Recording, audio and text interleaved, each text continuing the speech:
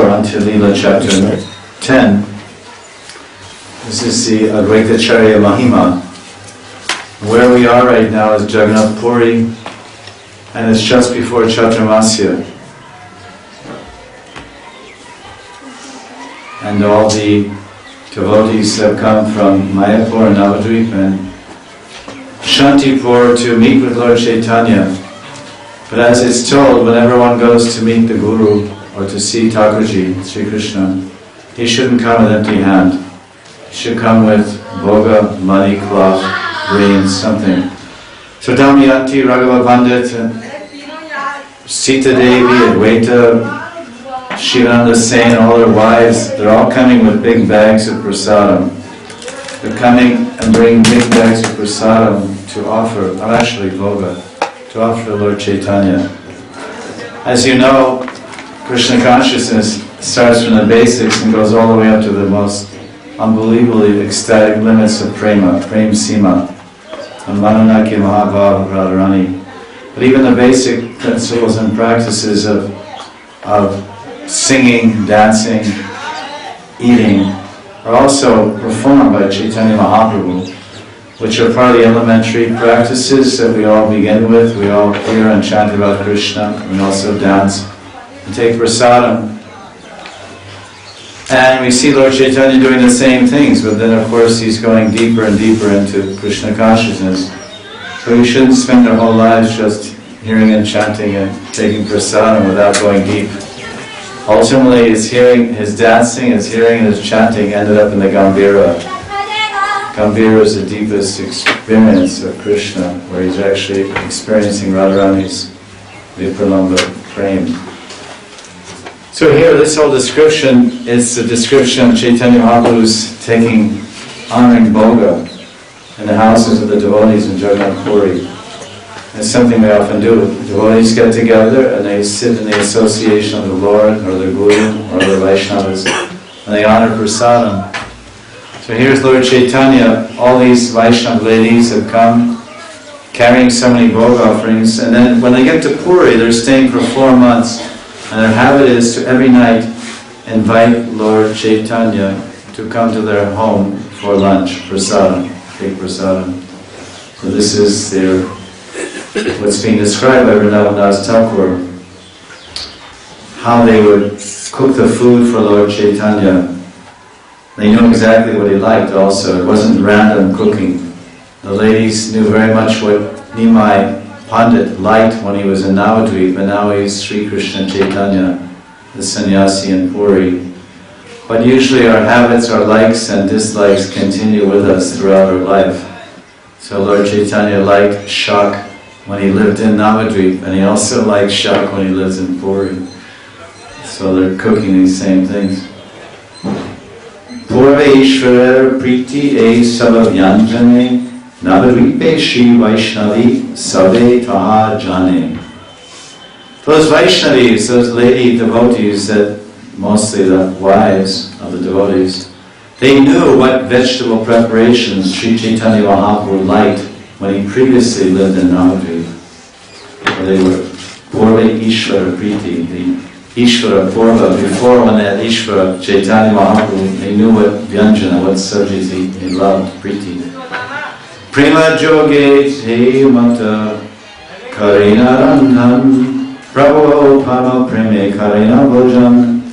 Therefore all these devoted ladies of Lord Caitanya, they cook those preparations which the Lord likes, and they cook them with love.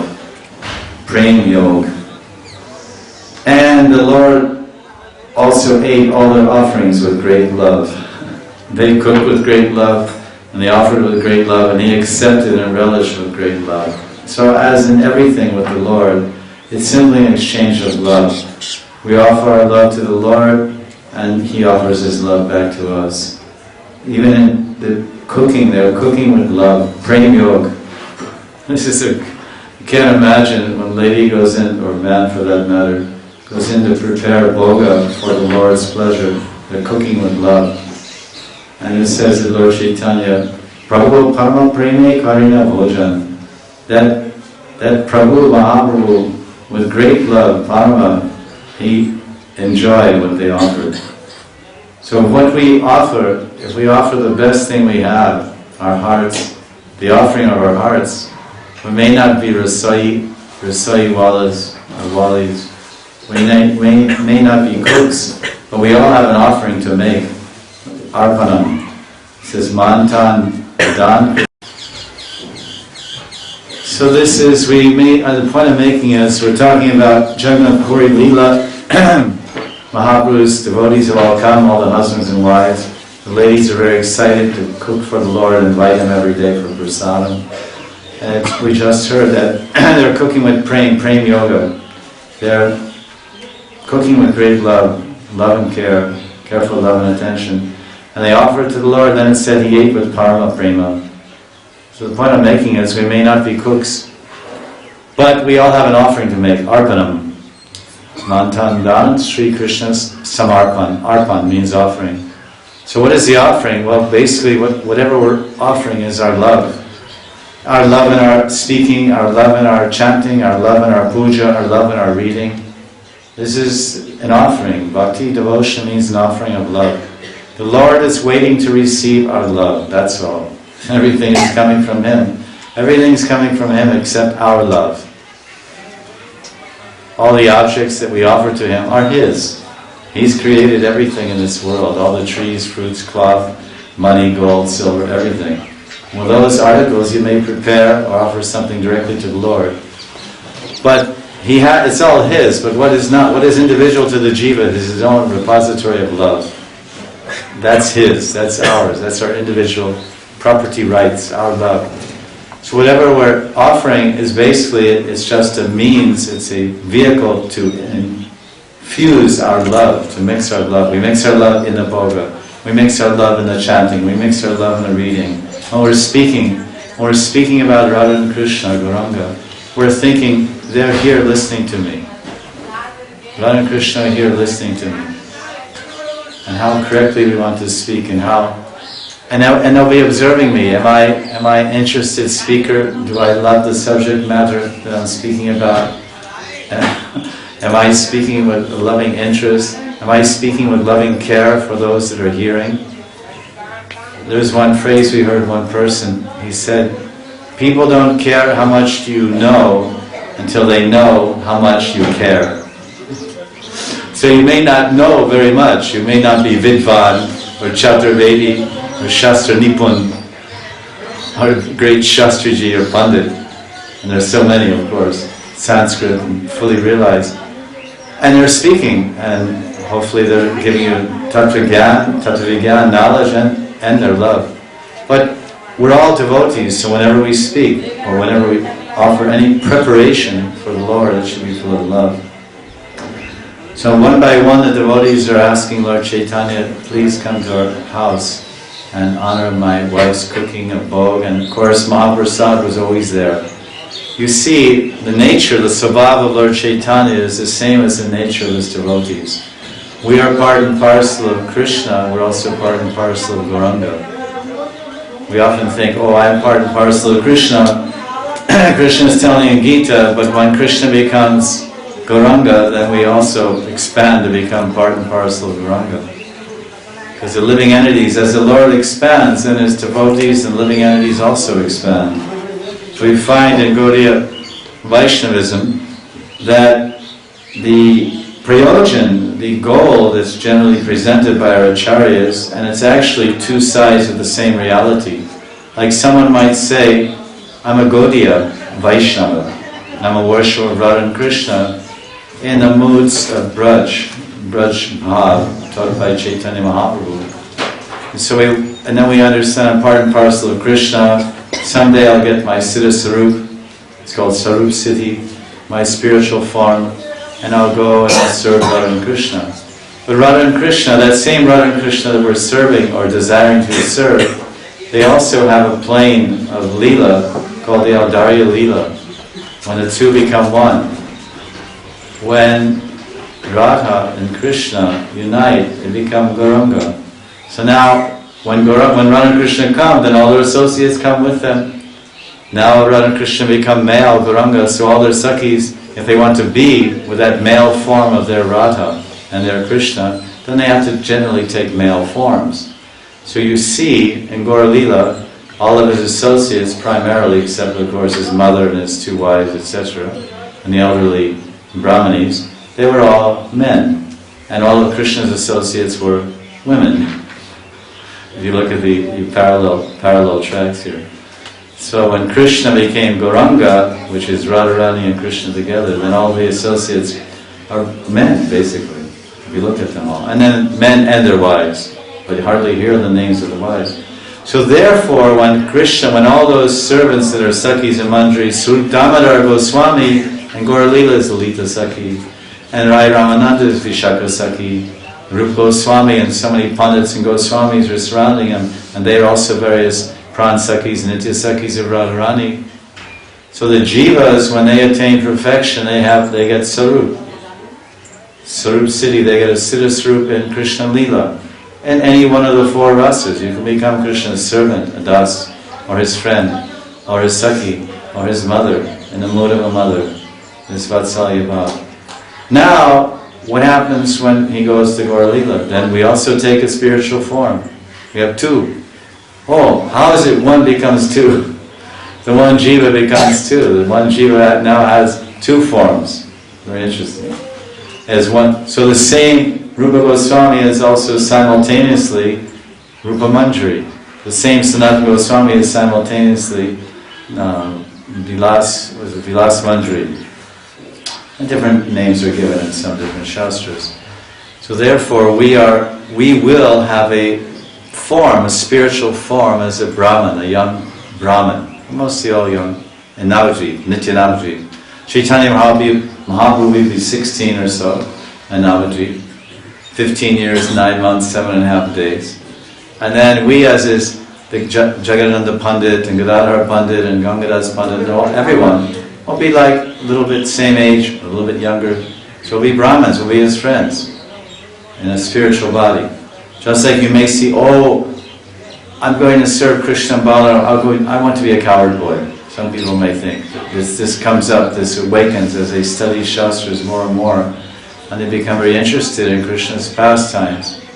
So therefore, this point is that we are also part and parcel of Krishna, and we have our spiritual form in his Leela. We're also part and parcel of Krishna's Gauranga, and we have our spiritual form in his Leela. Bhaktivinoda Thakur describes this also in Jaiva Dharma, Chaitanya Shikshamrita, and other places. We have 2, and so many. If you read Laghu Bhagavatamritam by Rupa Goswami, and also Sandarbhas by Jiva Goswami, you see that as the Lord, Krishna, Bhagavan, can have infinite expansions in Anantarupam, his servants, according to his will, can also have infinite expansions. It's like Narada Muni went into the palaces and he saw in Dwarka. In Dwarka Leela, Narada Muni was visiting. Narada Muni simultaneously visited 16,000 palaces at the same time, because he wanted to witness what Krishna was doing in each palace. There were 16,000, and he saw there's 16,000 forms of Krishna in each palace, with each queen, the Mukhya Mahishis, the primary queens and secondary one, and at the same time in each palace he's doing something different. So now, in each palace there was a Vasudeva, and there was a Devaki, who were the mother and father of Vasudeva Sri Krishna. There was Rohini, there was Dalji, there was Balaram. So these are all these servants of Krishna, and expansions and servants. So, and there were 16,000 Narada Munis also. So there's so many pastimes that show how the living entity can also expand into so many forms. Sridham Saka, one of his forms is Garuda. He's also expands as Garuda, the carrier of the Vahan of Vishnu, carrier of Vishnu. So this is multi-level. You talk about multi-level marketing. There's multi-level marketing of your own spiritual body. So if you thought one spiritual body, Swarup Siddhi, wasn't enough to confuse you, you have at least 2. Just keep it that way. You have one form in Gaur Leela. You might say, oh, I'm Punjabi, I'm from North India. I don't know this Caitanya Mahaprabhu. He's Bengali God. he's for Bengalis. I worship Ram, I worship Shiv, Parvati, Ram, Radha Krishna, Sita Ram. Bas. This is Haribol, Haribol. this Caitanya Mahaprabhu, this is some other thing.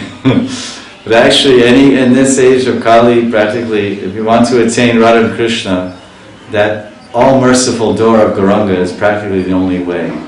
You can also attain Radha and Krishna in the Nimbark Sampradaya. It's very popular in North India, Nimbark, and they have Sakhi Bhav. But the Gaudiya Sampradaya also has Sakhi Bhav, and a few others also. But the mercy of Caitanya Mahaprabhu, even if you see other people that are promoting worship of Radha and Krishna, most of the time they're reading from Gaudiya Vaishnava Shastras. Most of the time they're references for the Leelas and Tattvas or some books of the Goswamis. Let's go on. So now different people are inviting Caitanya Mahaprabhu for prasad. Now it's Advaita Charya. Ekti Shri Advaita Singha Mahamati Prabhuve Balila Aji Bhikshu Kara Iti. One day, magnanimous lion-like Advaita Charya requested Lord Gauranga, please take your lunch at my house today. Mushyeka Tandula Prabhu Randiva Apan Hastamara Danya Hao Tamara Bhakshane. Advaita goes on, Prabhu, I will cook only a handful of rice. Please accept it so that my hands will become glorious. There's a lot of Siddhanta and niyam behind this. He's saying, I will only cook a handful of rice. He says, Mushyeka Tandula Prabhu. And why one handful? Because in sannyasi, strict sannyasi, in this vairagya, martanda, this path of vairagya, they say that the human stomach is like this. You take two hands and put together, everyone can go like that. And make a little like this. This is the size of your stomach. Your pate. Ye pate, ye chura, ye niche upar. This is it. Now how many pakoras you can fit in there? how much samosa, how much samosas and kachoris, how much rubbery, how much chaval. There's only this big, no? There's two hands. But it seems like we eat like one basketball. one football, you know? We eat, it's somehow this becomes this. So the sannyasi, in the niyam sannyasi, he goes, oh ma, madhukari, some bog dedo. So he begs with two hands, but they'll only put in one hand. Because the sannyasi is only supposed to fill his stomach halfway. Adapate, you know, pura, only full, half. Because so that's why the way the choice is, I'm only going to cook one handful of rice for you. So don't think that you'll break your sannyas niyam. Different niyam, rules and regulations for brahmachari, grihastha, manapras, sannyas. So he's sannyas, niyam, his laws, rules and regulations. He says, don't worry. So people, when sannyasis go to take prasad in some grihastha's house, they keep piling up the plate like so much, like this. You know. And of course they can't take it all. But this is one palm, you know, so just remember that next time you sit down to eat. That if you're a brahmachari renunciate, then it should be, you know, you should eat with only like, you should say, oh, okay, how much will fit in one hand? At one sitting, you may sit 5 times a day, okay, fine. But each time take one handful. Not 3 times a day, 20 handfuls. It's the basic things, but this is there. So he's trying to make sure that Lord Chaitanya comes. And if you accept it, then my hands will become glorious. Prabhupada, Jai Jana Tomara Anakhai, Krishna Bhakti Krishna Se Paya Sarathai. Mahaprabhu replied, whoever eats rice cooked at your house at Vaitacharya certainly attains Krishna and his devotional service. Krishna Bhakti. Krishna Se Paya Sarathai. So that's powerful. Ana. Prem Anamrit. Prem Anamrit. This is Prem Anamrit. That the grains that he's cooking, that Sita Devi, Sitanath, and Sita Devi, what they're cooking for Chaitanya Mahaprabhu and Puri, to serve him on their invitation, their mantra. It's so pure and so full of love that Lord Chaitanya is eagerly looking forward to it. And I know when you travel and preach around the world, there are certain places where sannyasis go, and they regularly go in some towns where there's some temple to preach, of course, or other places. And there's famous Vaishnava ladies, Grihastha ladies, that cook with such love and devotion that regularly the sannyasis go there, to that particular house. When Prabhupada was in Bombay, Kartikeya was staying at Kartikeya's house, and his wife was very devotional cook, and have deities in her house. So she was sometimes cooking for Prabhupada. So it really makes a difference. And I remember I went to different temples. They said, "Would you like to take prasadam? This lady cooks." And I said, "Oh, who's this lady?" "Oh, everyone take, all the sannyasis they take." I said, "Why is that? What is her speciality?" And then they say that she's so devotional and so much love that she's this Vaishnava lady, devotee lady, is putting into her food that the devotees are so much appreciating. It's practical. Sannyasis aren't going there because they're getting paid or anything, that they feel there's something special in this bhog that she's offering us. Prasadam, obviously. So that's what Lord Chaitanya is understanding. That I'll get bhakti if I'll eat food from your hand. This is amazing, because this means that the food that we offer to someone carries our bhav, it carries our consciousness, it's carried in the food. But he's saying, I'm going to eat anakata, I'm going to eat anna, grains from your hand, and those grains are going, that anna will give me Krishna Bhakti Labhyate. I'll get Krishna Bhakti from your food, prasad. Mahaprasade Govinde Nama Brahmani Vaishnave. So those who don't have Vishwas in Brahman or Krishna Prasad, they say, "Oh, how is it possible? How is it possible?" Simply by eating kachori and some chutney cooked by Shuddh Bhakt, by pure Bhakta, then I'll get prema. How is it possible? That means you have doubt. Shamshaya, you have doubt. But Mahaprasad Govinde, this is all transcendental. Mahaprasad Govinda, Govinda Nam, Mahaprasad Vaishnava. So Chaitanya Mahaprabhu is saying, see this bhog that's cooked by Sita Devi, the wife of Vedacharya, is so pure and so full of love that if you take this, you get bhakti. So that's how we should cook. We should cook and prepare bhoga for the Lord with so much devotion and so much love, that if anyone takes it, what to speak of ourselves, what to speak of Krishna, the Krishna will accept it, and someone will actually get prema from that. And there's so many accounts of devotees going like absolutely mad by taking Mahaprasadam. In Chaitanya Mangal, the account is there. Narada Muni gave a tiny itsy bitsy morsel of Narayan Mahaprasadam, Vishnu Mahaprasad, to Shiv. And he started Tandava Nritya dance in Puranas. He was going crazy just by the ecstatic experience of love by just a portion of the bhoga cooked by Lakshmi Devi. In the early days, Prabhupada used to cook sometimes. He used to make halava and show the devotees how to make halava, kheer, and kachoris. And the devotees, even to this day, they can remember not only the taste of that preparation made by Prabhupada, but the prabhav, the shwad and the prabhav, the taste and the effect, the powerful effect. They say, I can still remember how blissful we felt or how happy we felt. So this is, Lord Chaitanya is confirming that point. Acharya tomara anna amara jivan tumi kalyalehaya krishnara bhojan. O Acharya, your rice is my life. Tomara Anna Amara Jivan. What a bhajan that is. Tomara Anna Amara Jivan. Tomara Anna Amara Jivan. Your Anna, your grains are they're my Amar Bengali. This is my life. Of course, we know that Jal Jivan, water is life, grains are life. All living entities subsist on food grains.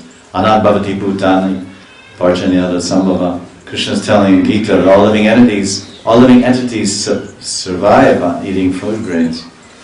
So he's saying it's life, but he's saying life means that the prem that's in your grains, that's the life. The Krishna Bhakti inside your grains, that's the life I'm appreciating. And then he says, Krishna certainly eats whatever you cook.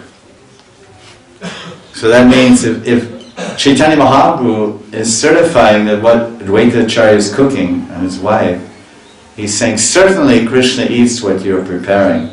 That means if there's certainty about Krishna accepting your offerings, there also must be some doubt about whether he accepts it. It means Lord Chaitanya is certifying, yes, Advaita, Krishna has accepted your offering. Why? Because it's full of prema. So then the converse must be true, that Krishna is free not to accept an offering.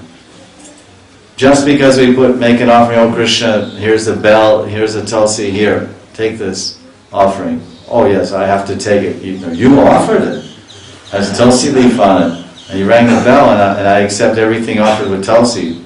Krishna accepts everything offered with tulsi. That's what the Shastra said. But it also says everything offered with love. Yome bhakti prayachati. Patram pushpam phalam toyam yome bhakti prayachati. That verse is telling, yes, offer tulsi leaf. Offer patram pushpam. First, whatever you offer, if you offer, patram is the first thing. Because when you offer flowers in Vrindavan, you may not notice, but whenever you offer flowers, and you buy flowers from the Mali, at least traditionally, they give you garlands, they put it in a leaf cup, a pata, a leaf. Then they put some tulsi leaves on top of the garland. Because the niyam is, in all the temples, traditionally, it's in the Shastra also, that no pujari can accept a flower mala without tulsi on it or in it. So then when they buy a mala, now maybe they want to cut corners or save, but and pujaris don't know. But if you go to any temple, Radharaman or whatever, to offer, let's say, where's the tulsi? Because nothing, even flowers can't be offered without tulsi. So that's why it says, patram pushpam phalam toyam. So that patram, in that verse from Bhagavad Gita, chapter 4, whatever verse it is, patram pushpam phalam toyam, I don't know if it's 4 or not, but whatever. That verse, it says that there must be tulsi leaf, with the fruit must be tulsi leaf, with the water there must be tulsi leaf, with whatever, patram, pushpam, phalam toyam. So this is the first point. Now, but that doesn't mean that Krishna is going to accept it. If there's love is there, pure devotion is there, Krishna will certainly accept it. That's what Lord Chaitanya is saying. This is what we should learn here. And then Lord Chaitanya goes on, Tumiye naivedya kara ariya randan magi jhao kaite amar tahi man. Advaita, when you offer an offering, when you prepare an offering for Krishna, I am ready to eat, and I'm even ready to beg for the remnants. Of course, that's the intense loving reciprocation between Advaita Acharya and Gauranga Mahaprabhu over this particular Leela, it's called Bhojan Leela. One of Krishna's Leelas is Bhojan. Gauranga's Bhojan Leela and Krishna's Bhojan Leela, everyone's familiar. Bhojan Tali and Kamyavan. And so many pastimes about that. But here, what's the reciprocation here is the mutual appreciation. How much Gauranga Mahaprabhu appreciates his devotees, their seva bhav, their intensity of desire to please him, and then he's glorifying at the same time, he's accepting the offering of Advaita Acharya and also glorifying him. He said, I'll even beg, not only will I accept what you offer to Krishna, I'm willing to beg for it.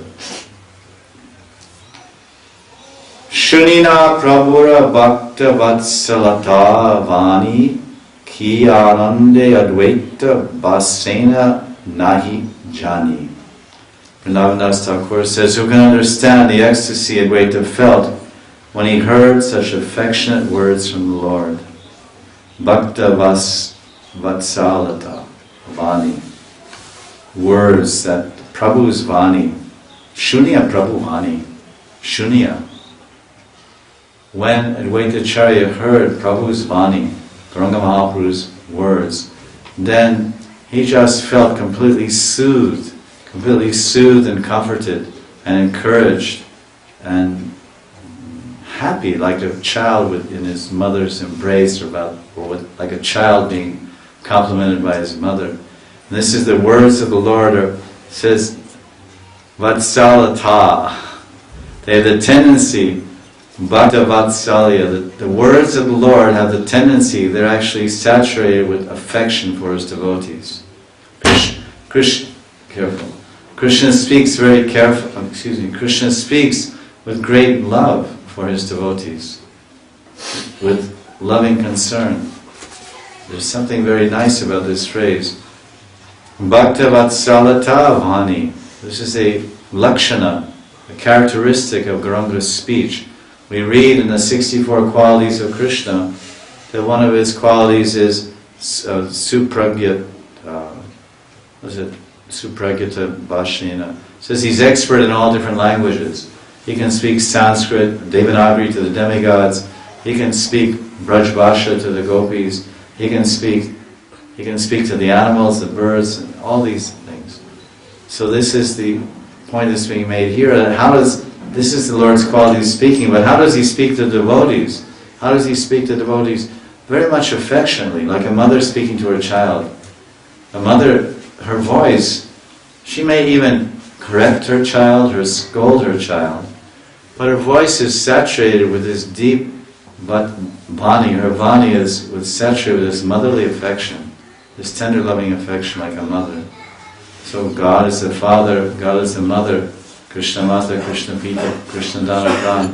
But just imagine how the Lord is speaking to another devotee, and how we should speak to other devotees, how we should speak to each other. Sometimes, I don't know if our voices are mixed with Bhakta Vatsalata Bani. Something rough inside. Little sandpaper, little gasai, Gasai paper, what do they call it, gasai? That's sandpaper. And little mixed in our words. There's so much deep lessons in Gaur Leela. Parama Santoshi Tabe Vasaya Oila Prabhura Bhikshara Saja Karita Lagila. And great satisfaction and waiter returned home and made arrangements for Gauranga's meal. So now, even before Gauranga Mahaprabhu had come to his house, he was invited to come for prasad, or bhoga.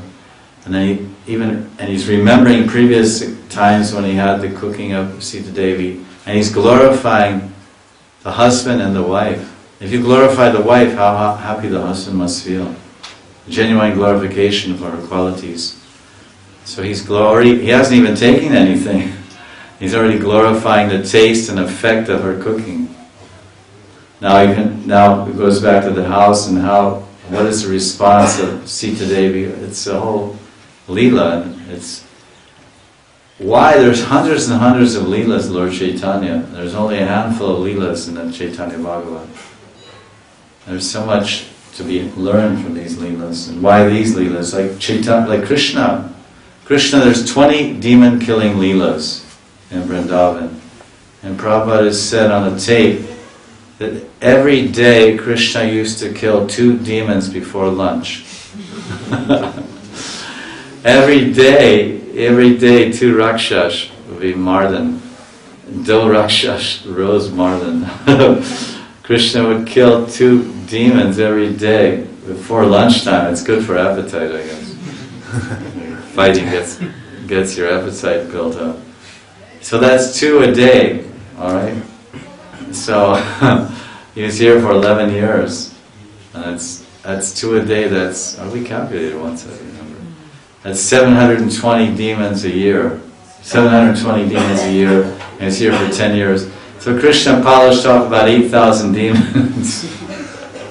In 11 years he was in Vrindavan.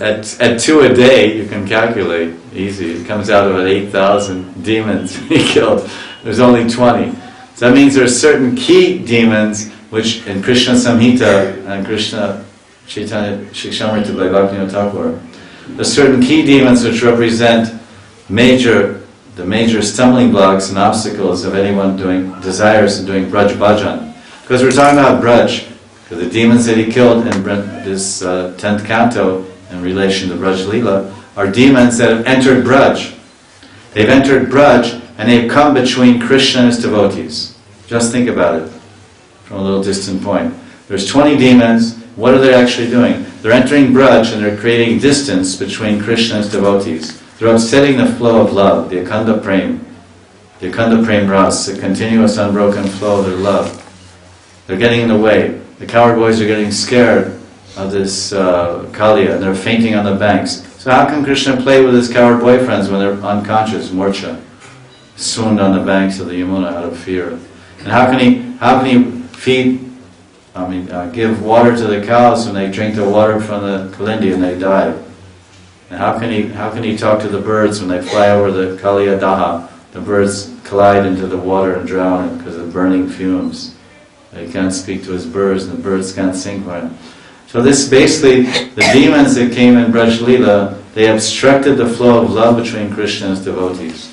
They were impediments. So that's why Bhaktivinoda Thakur, he says that in Krishna Samhita, as I mentioned, that these demons, 20 demons, they represent obstacles and impediments to the establishing of a loving relationship in Brajabhav between the jiva, the devotee in Ragmarg, and the Lord. So they must be removed from our consciousness and our mind by reading about and praying to the Lord for His mercy, especially invoking the mercy of Balaram for those powerful demons. And when these demons are removed and what they represent, the anarthas and ignorance and bad qualities they represent, then the flow of our love can start to move towards the Lord, and He will reciprocate accordingly with the flow of His love moving into our hearts. So this is one side point. So now this particular Leela, now you can imagine how excited Sita Devi was. This is Sita Devi, who was the name of the Vaidacharya's wife. Lakshmi Amshe Janma Advaitera Pativrata Lagila Karite Karya Hai Harashita. Like any virtuous, religious, dharmic housewife, when she finds out that some illustrious guests are coming, or any guests, and she's requested to cook, she becomes harsh. She becomes very happy and joyful, because it's a blossoming of her natural affection, the natural quality of a mother's affection blossoms when there's opportunities for nourishment, when there's opportunities to nourish and feed others, distribute. The love, the happiness that a housewife or mother feels when there's guests, is the happiness is generated when her heart blossoms with the desires to distribute her affection. So that's why oftentimes when a housewife cooks and serves guests, sannyasis, sadhus, relatives, friends, devotees, she feels so happy and so satisfied and fulfilled that she loses her hunger.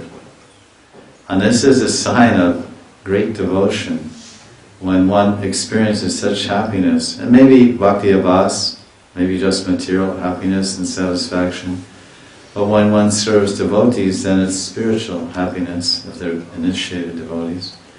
And you see in Parikshit Maharaj, he was relishing a taste of this Katha Shravan, hearing the Hari Katha Shravan from Shukadeva Goswami. It was such rasa swadhanam. He was relishing such ras that he forgot about sleeping, he forgot about eating, and forgot about drinking water. Rasa aliyam pipitam. He was just drinking and drinking the ras of this Harikatha Rasamritam. And he was so satisfied.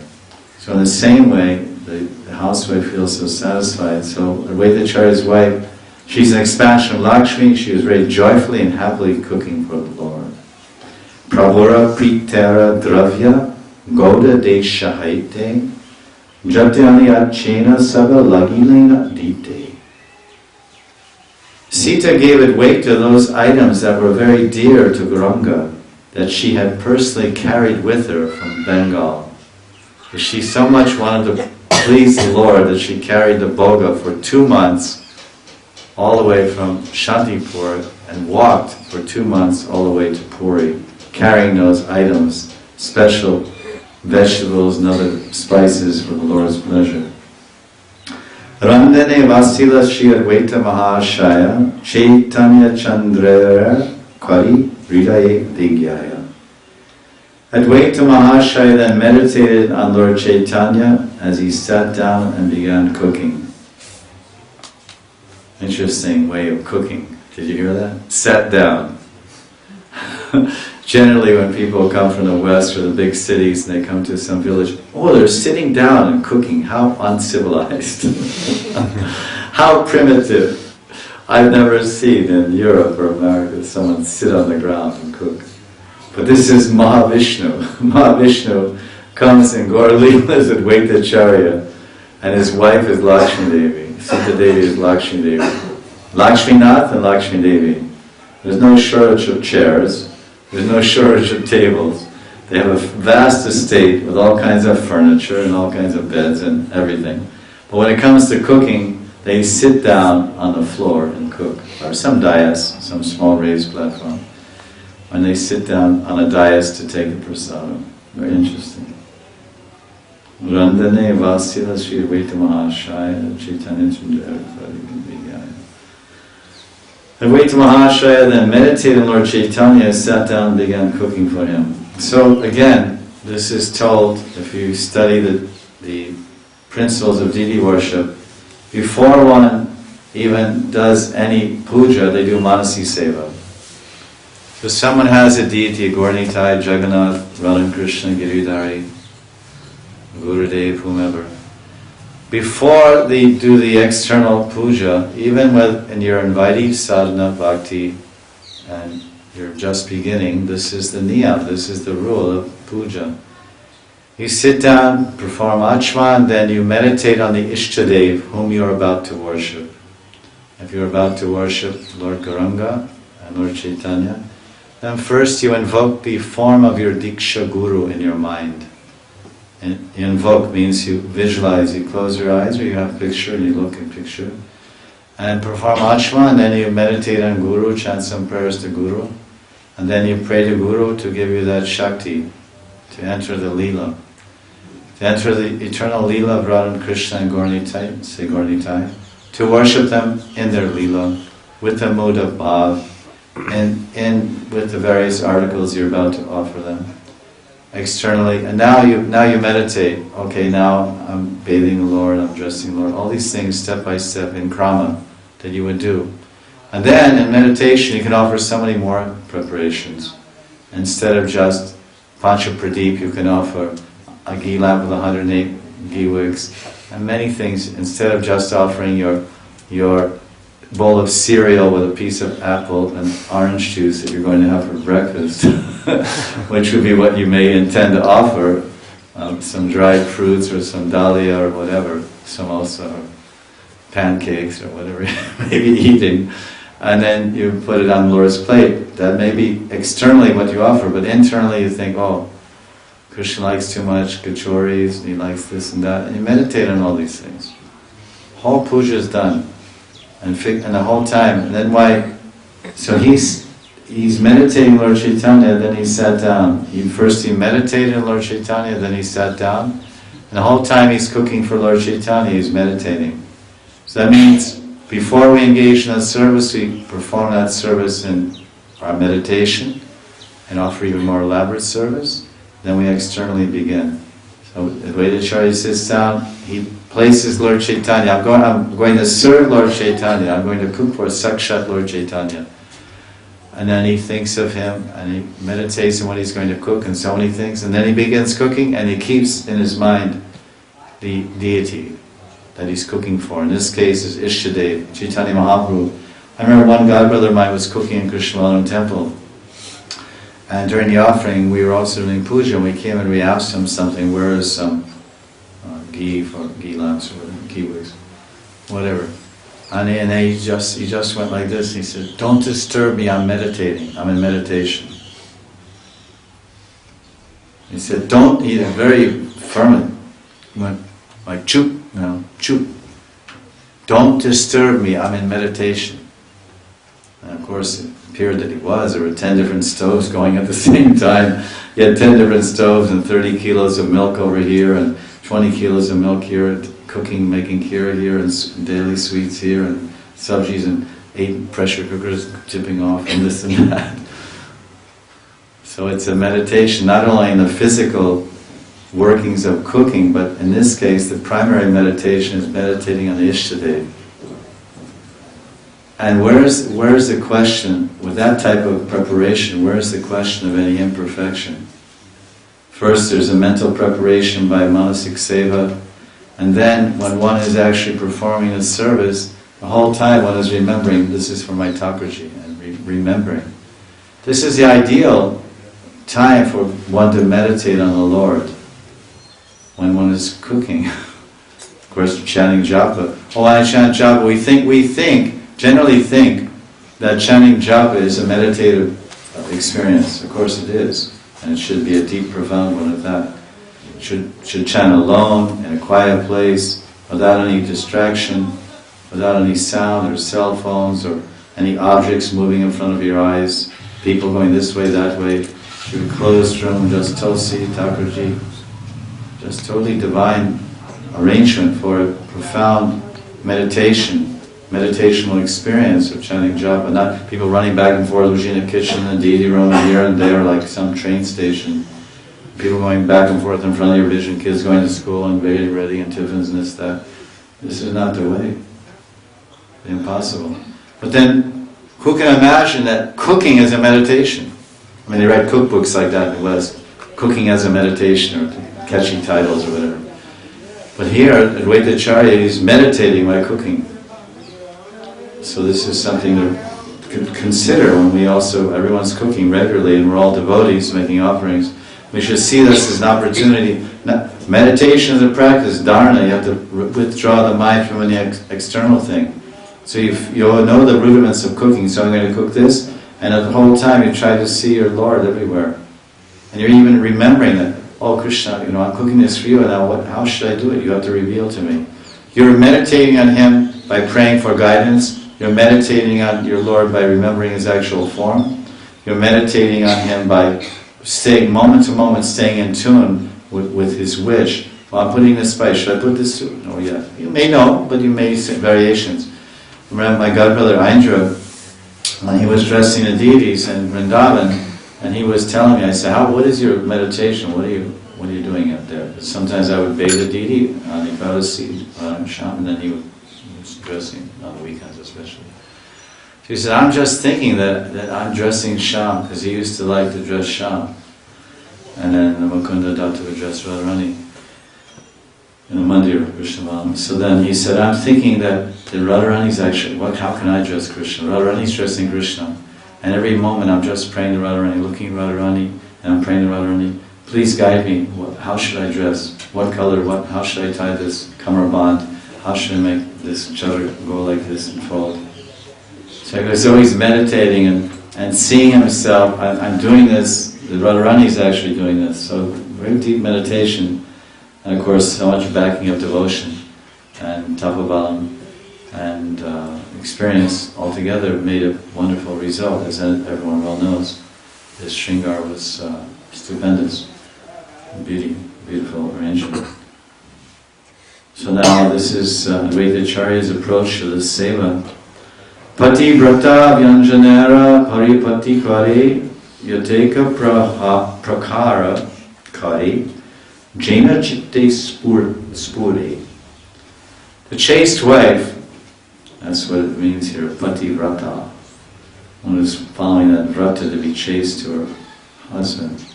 The chaste wife, Sita Devi, made preparations for cooking different vegetables according to the inspiration that manifested in her heart. Interesting. So she obviously is a self-manifested cookbook. A self-swayam cookbook, just manifested from within her own heart. This is a sporty, a recipe sporty. She's having sporties or visions of unique, special recipes. You can imagine if God was coming for lunch, Caitanya Bhagavat was Bhagavan, and Advaitacharya knew it. He had darshan of Sadbhuj Mahaprabhu. He saw Caitanya Mahaprabhu. And Chaitanya Mahaprabhu has 6 arms, and 2 arms is Ram, and 2 arms is Krishna, and 2 arms is Gauranga. And Sita, I saw it, huh? Because as you know, husbands tell their wives everything, or well, not everything, but many things. And vice versa. So certainly Advaita would have told his wife, who's also a great devotee, that guess what? Our Gauranga is our Krishna, and our Krishna is our Ram. And then he showed me this Sadbhuj. So they're well aware, even before his birth they came to worship because they knew. And so now, if God was coming to your house, then how much you'd be thinking, I don't want to just open a recipe book. Oh, I can open this recipe book and say A, B, C, D, E, F, G. Okay, that's one way. Or do I have some special favorites? Because every artist he learns the theory and principles of art, and then he creates his own style, does things his own way. So now she's praying, she's saying, she's so much absorbed in praying, I want to make something special, unique, different, he's never had before, and I'll never forget. So she's praying like this, and what happens?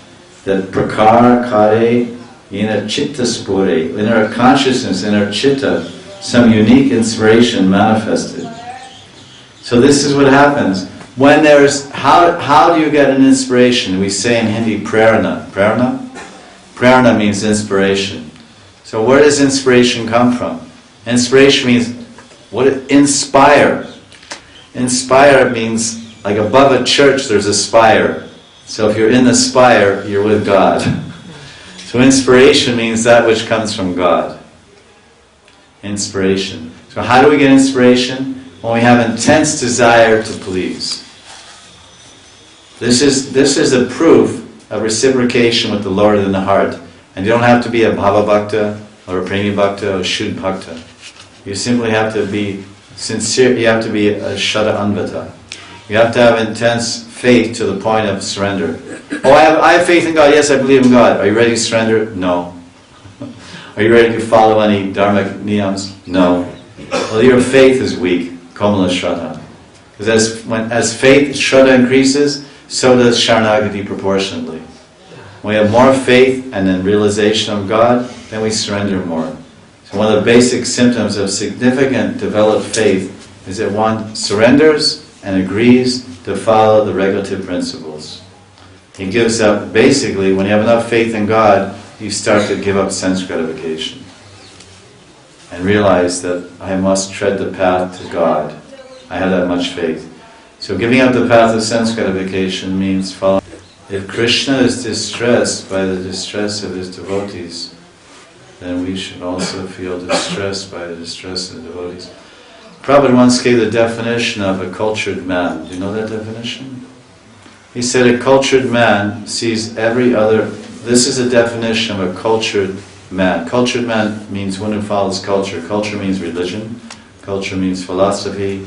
It means art. It means language. It means many things to make up a civilized, cultured man. He said the definition of a cultured man is someone who sees all wealth, any wealth lying anywhere around is just stool in the street. He has no interest. A cultured man has no interest in any wealth. And he sees every woman in the world as mother. Every woman, whether she's younger than he or older than he, she is Mataji. Except his wife, obviously. Wife is Devi, Patni, Devi. And the third thing he sees, the cultured man, is other people's suffering. Aapka dukh mera dukh. Other people's suffering is his suffering. If you're suffering, if you're unhappy, I'm unhappy. This is the cultured man. I'm not speaking about devotees, I'm speaking about a cultured man. A man who has some sense of religion. So Krishna is the same way.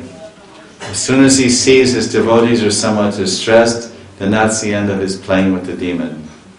He plays with the demons. When the demons come before Krishna in the Vrindavan Leela, you see a couple interesting things. One is that Krishna is wearing an unfading garland. His mala that he's wearing doesn't fade, it doesn't get wilted at the end of the day. It stays fresh all day long because it's a transcendental flower garland. And the second thing is he's smiling. When Aristasura came to attack Krishna, then Krishna put his hand on his shoulder, a coward man, a friend, And like Subal Sriram, he just leaned and just smiled at the demon. The demon was snorting and hissing, making all this noise and growling. And he says that when Keshi came, the horse demon came, he was roaring like a lion. Because in Garga Samhita it says Keshi first harassed Parjanya. He harassed Parjanya and Pavan and all the grandfather of Krishna. He was harassing them, eating all kinds of Brijvasis. He's a man-eating horse. Man-eating horse. He's ferocious. His tail, it says the mane means I think hair on the head or something like that. The hair on his head was tickling the clouds. It was so high that it was up by the Meg, it was up there. It was huge. So then Krishna was just smiling. Acha, you think you want to come and kill me? That's not a good idea. Listen, I know horses. I know you're a demon taking the role of a horse.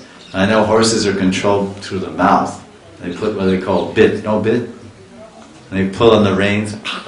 No. I pulls the horse's tongue back and he doesn't like it, so he stops.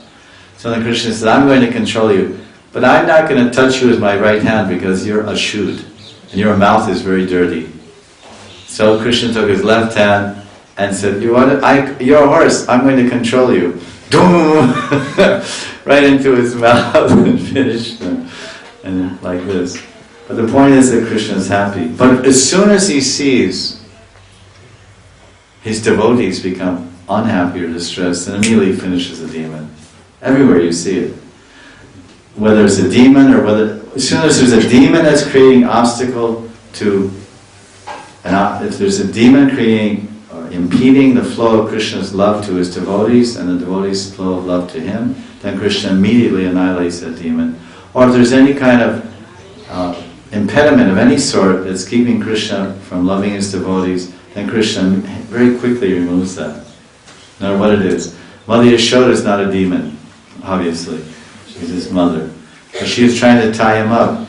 And then Krishna was playing with her. You can't tie me up. It's impossible. You want to punish me? You can't punish me. I wield the rod of chastisement, Krishna says in Gita.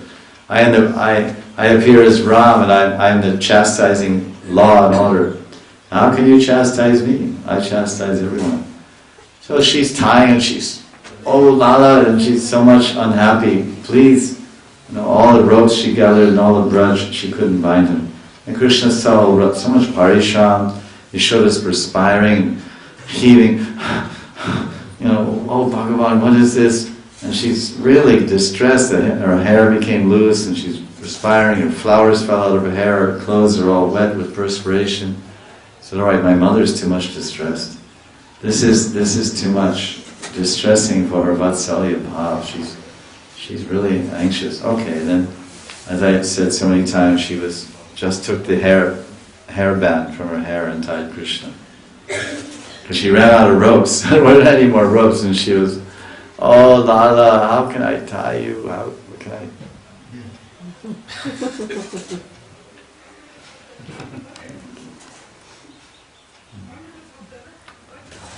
Okay, last resort. She puts his, from her hair, tying her beni, hair braid, whatever. She puts her on, ties up Krishna. Ananda Bhagavan ki. Ananda Kanda Bhagavan ki. I think that's about it. Let's see what a few more things verses we can read. So these inspiration manifested in the heart, that's prana. If there's prem, then there's prana. Prarana rather. If there's prem, there's prarana. So when we intensely desire to please Krishna, intensely and purely desire to please Krishna Guru, then because of that intense pure desire, a loving pure desire to please Sri Guru, Sri Krishna, then Krishna from in the heart, he gives inspiration. Tesham satatayuktam vachitam pritipurvakam dadami buddhiyogam tam yenamam upiyanti. This is the prarana. The prarana is the inspiration, idea. Oh, I can do this. Because I have had the experience myself visiting sadhus, and I don't want to go empty-handed. But I don't want to buy the ritualistic apple, banana, this or that. So I was visiting one sadhu, and I was thinking, I was a very poor person and don't have much luxury. is what can I give to this sadhu that's really useful and practical. And I was observing over the days what the situation was. I realized there's always a shortage of pens, kalam, pen. And every time he's saying, he's asking his brahmachari, you have a pen? And the brahmachari said, well, there was one on your desk, but some other brahmachari took that from Guru's desk and didn't bring it back. So then I thought, okay, I'll buy a pack of 10 pens. So then one day I went, I said, I just gave, he said, this is very nice. This is very good. And then anybody that came that morning when we were having darshan, he said, look what he bought. He bought me a bag of So, 10 pens is like 50 rupees or something, whatever. It wasn't some costly thing. But I thought very deeply, what can I give? And then Krishna gave inspiration, give this. And then I gave that. So my own experience is when you deeply think and desire to offer something, then Krishna will inspire you to give exactly a wonderful thing. Because Krishna is in the heart of everyone, and He knows the desires and needs of everyone, especially His devotees. So when you key in to the devotee and think, I want to give something useful and practical and appreciable, then what can I do? Then Krishna will say, I know what's going on here. I'm observing everything here, what he needs, what's useful and practical. So then Krishna will dictate to you, get this. So that's what's happening to Sita Devi. Oh my Lord, he's coming. My Lord, Prabhu, my Gauranga is coming. I want to make a wonderful feast, something extraordinary I never had before. What to do? How can I just make something out of nothing? Then, in America, the scientists call the aha principle. Aha! They're trying to discover some solution to some formula or invention, the final point that will make some invention or some new medicine or whatever.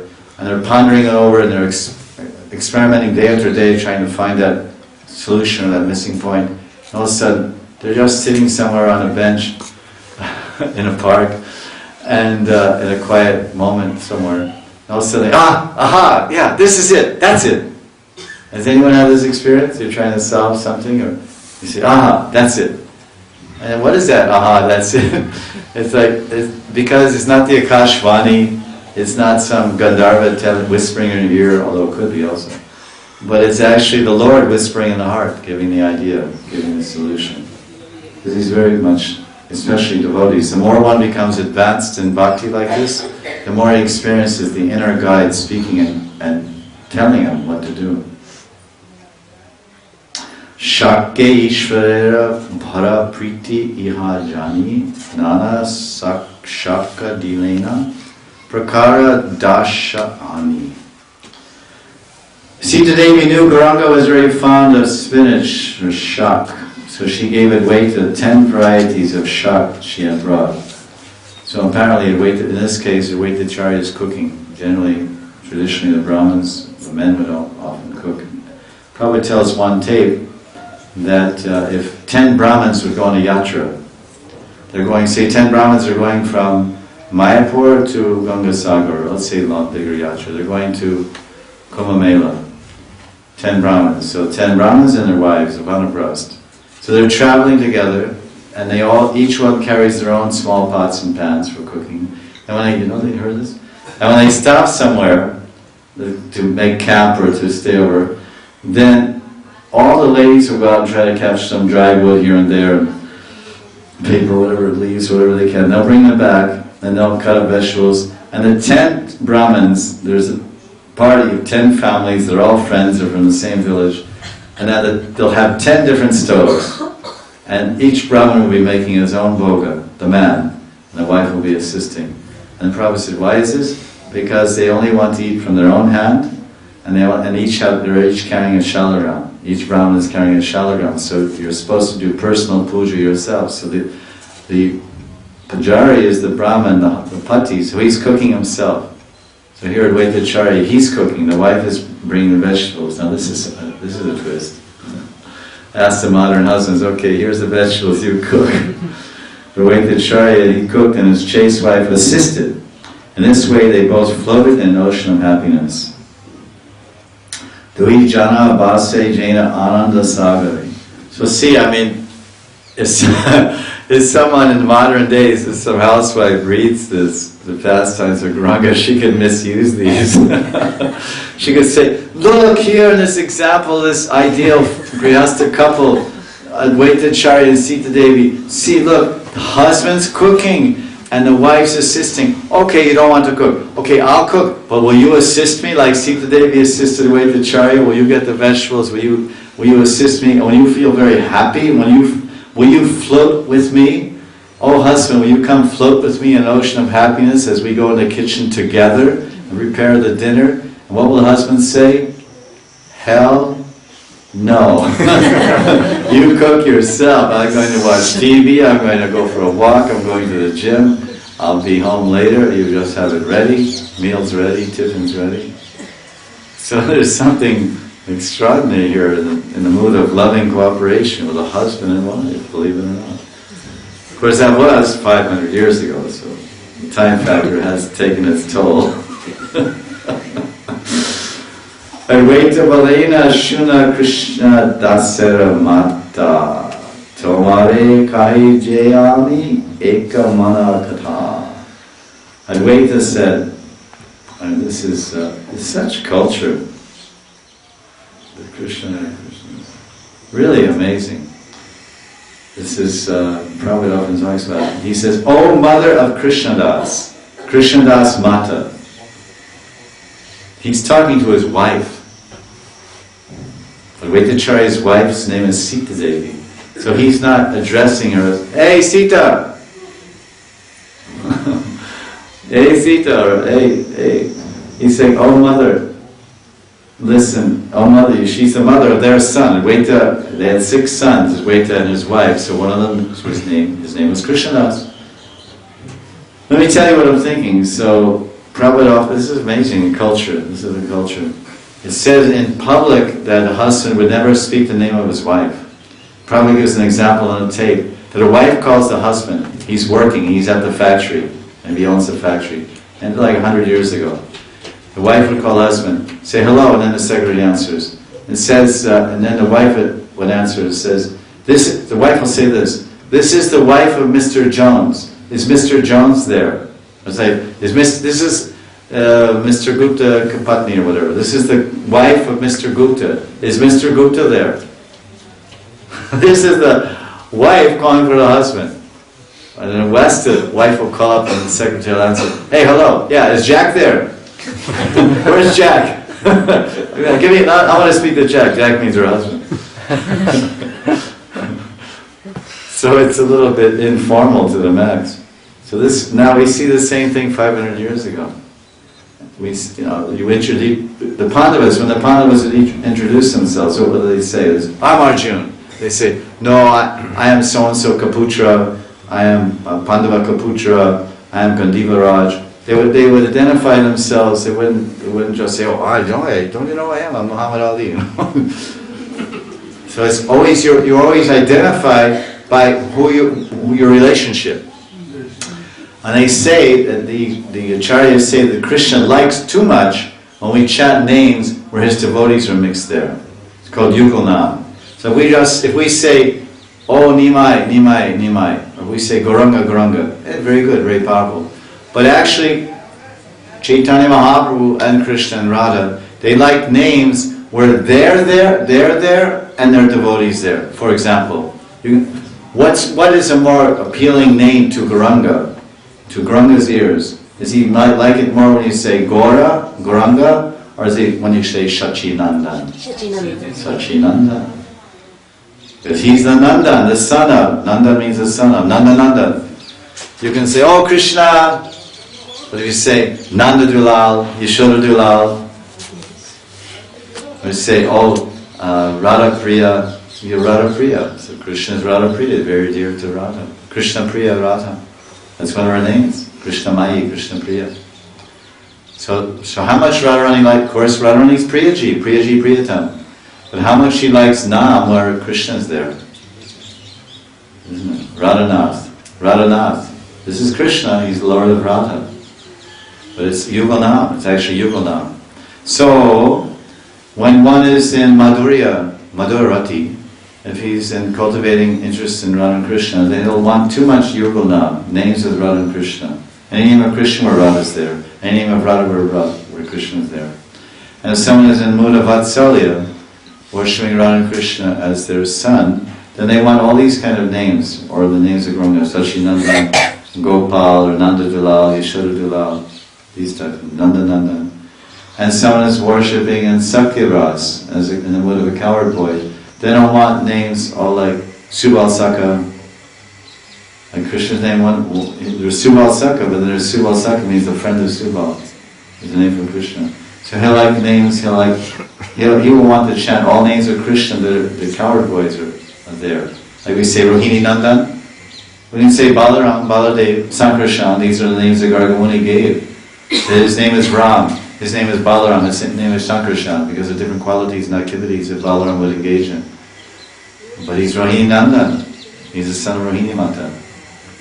So this way, this is a nice, very nice point, O Mother of Krishnadas. And then, so they're so much, the husband and wife are so much cooperating together to serve Caitanya Mahaprabhu. Wife's bringing all the vegetables and everything, making preparation, and the husband's cooking. And she's getting inspired to make different offerings and preparations and telling her husband, apparently, and maybe also cooking. And then he's saying, listen, I'm having an intuition. I'm having some intuition, and I'll tell you what it is. Jata kichu, e mora, karimun, Sambara. Can't really see right there. Sambara. Kon rupe prabhu sava karina swikara. Oh, and his Devi, his wife, the waitress says, I don't know how, but somehow I want the Lord to relish everything that we have cooked. That's not easy. God is not an easy man to please. You can imagine. So I think he's having this strong intuition. This is what he's thinking. Listen, Sita Devi, listen, my wife, O Patni. I want to tell you what I'm thinking. I really want, this is what I want, that the Lord will fully relish everything. And then it goes, we'll find out in a couple of days why he has hesitation about that. Why he's fearing that possibly he may not, Gauranga may not relish everything. And we have to hear in the next class to find out why that is. Caitanya Bhagavat ki jai, jai jai Shri Ram.